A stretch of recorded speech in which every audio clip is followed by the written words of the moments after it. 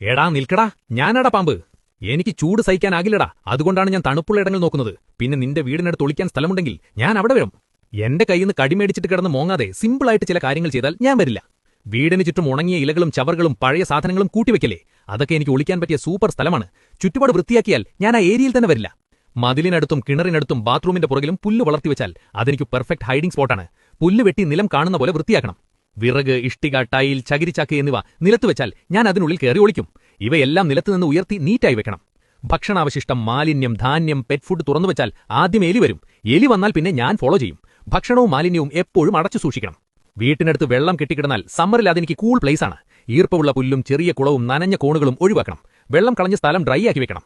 ചെരുപ്പ്, helmet, bag, പഴയ വസ്ത്രങ്ങൾ പുറത്തോ സ്റ്റോർ റൂമിലോ ആണെങ്കിൽ നേരെ എടുത്ത് ഉപയോഗിക്കരുത്. ആദ്യം നന്നായി പരിശോധിച്ച് നോക്കണം. ഇല്ലെങ്കിൽ സർപ്രൈസായി ഞാൻ എൻട്രി തരും. രാത്രിയിൽ വയൽ വഴിയോ വീടിന് പുറകിലൂടെയോ കിണറിനടുത്തൂടെയോ നടക്കുമ്പോൾ ടോർച്ചില്ലാതെ പോകരുത്. വെളിച്ചമടിച്ച്